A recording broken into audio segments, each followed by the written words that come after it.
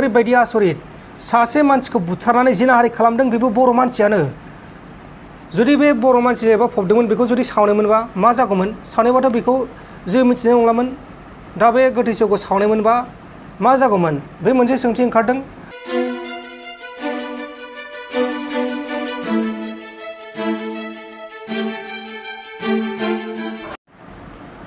खुलुमबाय नोंथांमोनखौ आंनि बे second channel P Narzary blog चेनेलाव बयखौबो बरायबाय।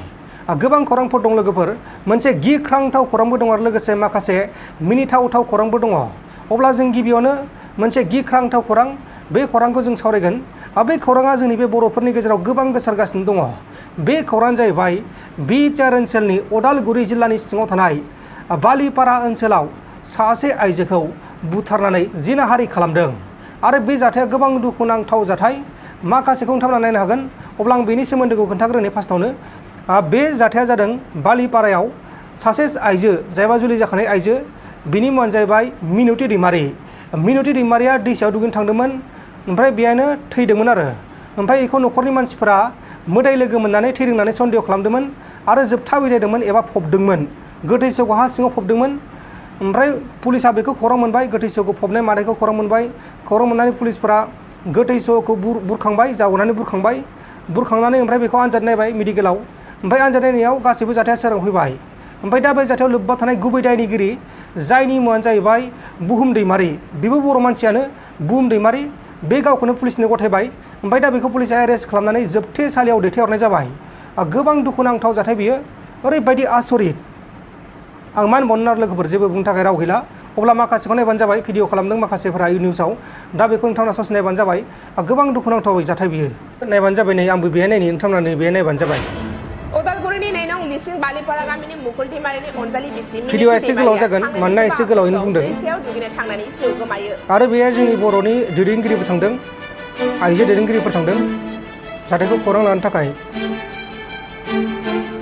दैसायाव मिनुति दैमारिखौ जिउ गैयै देहानि थासारियाव न'खरनि सुबुंफोरा बोखाङो। मोदाय लोगो मोननानै जिउ खहा जादों सानो न'खरनि आरो गामिनि सुबुंफोरा। बेनिखायनो देहा फाहामसालियाव लाङालासेनो जोबथा बिदाय होदोंमोन रुंसारि मिनुति दैमारिखौ। थांनाय 5 सेप्तेम्बराव जाथायनि खौरां मोननानै उदालगुरि पुलिसा मिनुति दैमारिनि गोथै देहाखौ हानिफ्राय जावखांनानै बोखाङो आरो 2 सेप्तेम्बराव पस्टमर्टम आनजाद नायनानै गुबै जाथायखौ मिथिनो मोनो। बे जाथायजों लोब्बा थानाय बुहुम दैमारि मुंनि दुथाङा 15 साननि उनाव लोगोआव बिमाखौ लांनानै गावखौ पुलिसनि आखायाव गथायो। बेनि उनाव दायनिगिरि दुथां बुहुम दैमारिखौ पुलिसा जोबथेसालियाव दैथायहरो। पुलिसा न'खर आरो गामिनि सुबुंफोरनो फोरमायनाय बायदिब्ला मिनुति दैमारिखौ दुथां बुहुम दैमारिया इनायै अबथिरै जिउ फोजोबना जिनाहारि खालामदों। दुखुथिया मुकुल दैमारिनि न'खराव खौरां लाहैदों प्रतिभा ब्रह्मनि दैदेननाय इउपिपिएल आइजोगांखौनि मोनसे थान्दैया।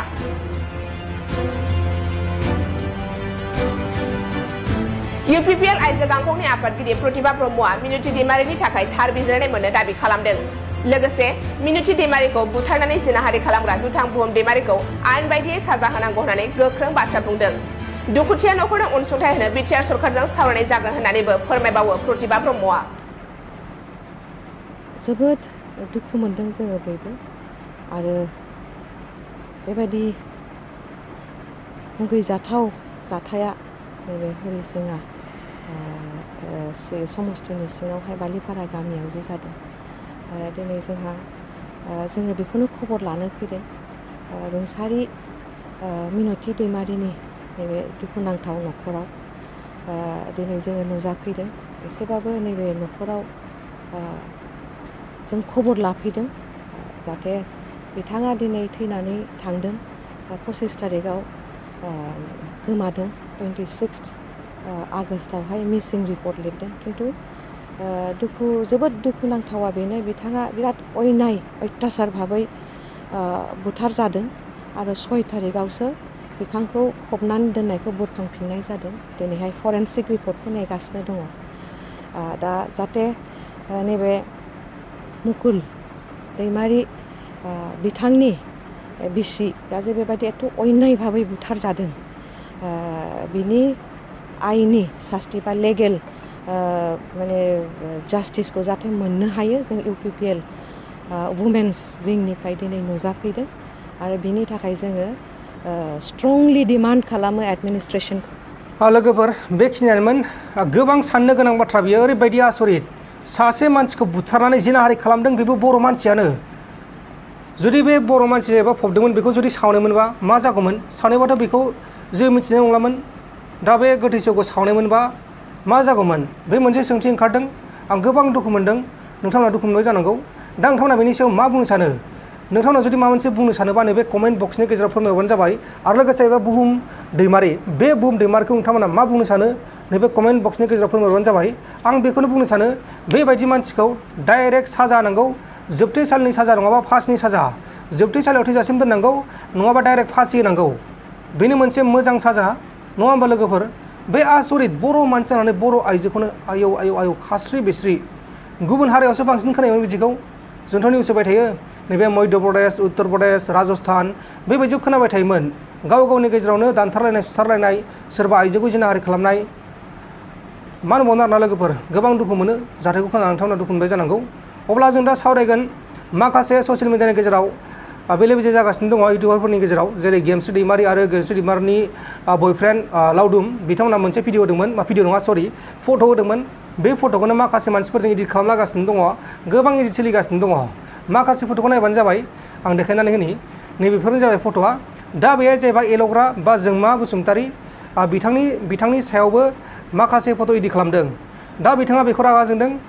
गोबां साननो गोनां बाथ्रा जोंनि बर' हारिनि गेजेराव मोनसे नङा मोनसे जाबायानो थायो फारसेथिं मिनिथावथाव फारसेथिं दुखुनांथाव नङा होमबा लोगोफोर आं दा बेखौनो बुंनो सानो जोबोद गाज्रि जादों जायबा जोंनि बर' आइजोखौ बुथारदों बे जोबोद गाज्रि जादों अब्ला लोगोफोर दिनैनि भिडिअ बेखिनियानोमोन आरो जाय बिथाङा साबस्क्राइब खालामनो गोसो दं खालामबानो जाबाय जुदि साबस्क्राइब खालामनो गोसो गैया दा खालाम लाइक खालामनो गोसो दं खालामबानो जाबाय जुदि लाइक खालामनो गोसो गैया दा खालाम गोजोन्थों एसेनोसै जय बर' हारिनि मा आंखौ थैजायो बे मा नाफाम केसावा बेखौ नायलाय बेखौ सोर बनायनाय होमबा बे नाफाम केसावासो बनायदों फार्स्ट बारे खनले बानायबाय थायो नोंसोरो आंनि बुंनायखौनो फोथाय मारा आंखौसो दाय होबाय थायो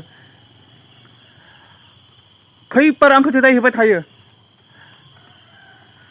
बेनो नाफाम केसावा बे ओरैबायदि आंखौसो दाय होबाय थायो नोंसोरो आंखौ दाय होनानै लाब गैया नोंसोरो आंखौ फोथायाब्ला मा जागोन हा